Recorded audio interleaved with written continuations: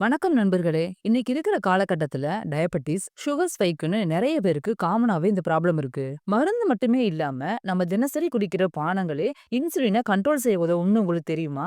இன்னைக்கு வீடியோல பிளட்ல insulin லெவல நேச்சுரலாவே control செய்யற பானங்கள எப்படி தயாரிக்கிறது?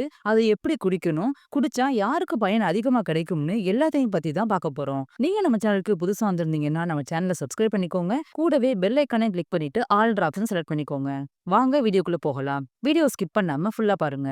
நம்ம ஃபர்ஸ்ட் பார்க்க போறது வெந்தய தண்ணீர். வெந்தயம் வந்து இன்சுலின் சென்சிட்டிவிட்டி பூஸ்டர்னு சொல்லலாம். வெந்தய தண்ணி குடிக்கிறனால இன்சுலின் ரெசிஸ்டன்ஸ் குறையும். சுகர் ஸ்பைக் வந்து கண்ட்ரோல்ல இருக்கும். ஃபாஸ்டிங் சுகர் லெவல் வந்து குறையிறதுக்கு இது ரொம்பவே யூஸ் ஆகும். இதை எப்படி தயாரிக்கணும்னா, 1 டீஸ்பூன் வெந்தயத்தை நைட்டு ஃபுல்லா தண்ணியில ஊற வச்சிடணும். அதுக்கப்புறமா காலையில வெறும் வயித்துல இந்த தண்ணியை குடிக்கிறது ரொம்பவே நல்லது.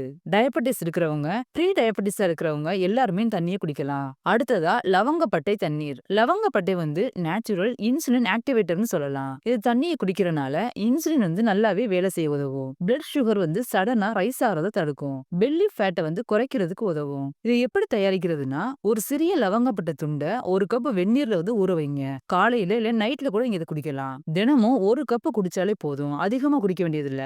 அடுத்ததா நெல்லிக்காய் ஜூஸ். நெல்லிக்காய் தண்ணி குடிக்கிறனால இன்சுலின் செக்ரேஷன் வந்து இம்ப்ரூவ் ஆகும். HbA1c லெவல் வந்து கண்ட்ரோலா இருக்கும். இதை எப்படி தயாரிக்கிறதுனா, ஒரு நெல்லிக்காய தண்ணில அரைச்சு உப்பு, சர்க்கரை எதுவுமே சேர்க்காம குடிக்கணும். வாரத்துல 4ல இருந்து 5 நாட்கள் குடிக்கிறது நல்லது. அடுத்ததா மோரோட மஞ்சள் கலந்த தண்ணீர். இந்த தண்ணி குடிக்கிறனால கட் பாக்டீரியா வந்து பேலன்ஸா இருக்கும். இன்ஃப்ளமேஷன் இருந்துச்சுன்னா குறையும். இதை எப்படி தயாரிக்கிறதுனா, 1 கப்பு மோர்ல 1 சிட்டிகை அளவுக்கு மஞ்சள் சேர்த்து மதிய உணவுக்கு பிறகு நீ குடிக்கலாம். இந்த தண்ணிய நீங்க நைட்டு குடிக்கிறத தவிர்க்கிறது ரொம்பவே நல்லது. ரொம்ப முக்கியமான விஷயத்த பார்த்தோம்னா, சர்க்கரை சேர்த்து எந்த ஜூஸுமே நீ குடிக்க கூடாது. ரெடிமேடா ஹெல்த் ட்ரிங்க்ஸ் எதையும் நீங்க வாங்கி குடிக்க வேண்டாம். எக்ஸர்சைஸோட ப்ராப்பரா ஸ்லீப் இருந்தாதான் இது வந்து நல்லாவே உங்களுக்கு ரிசல்ட் கிடைக்கும். இந்த 4 பானங்களையும் சரியான முறையில குடிச்சா இன்சுலின் கண்ட்ரோல் ஆகிறதோட சுகர் லெவல் பேலன்ஸும் நிச்சயமா வரும். இந்த வீடியோ உங்களுக்கு கண்டிப்பா யூஸ்ஃபுல்லா இருந்திருக்கும். இந்த வீடியோ உங்களுக்கு பிடிச்சிருந்துச்சுன்னா லைக் பண்ணுங்க, ஷேர் பண்ணுங்க. அடுத்த ஹெல்த் டிப்ஸ்க்காக நம்ம சேனலை சப்ஸ்கிரைப் பண்ண மறக்காதீங்க. Thank you.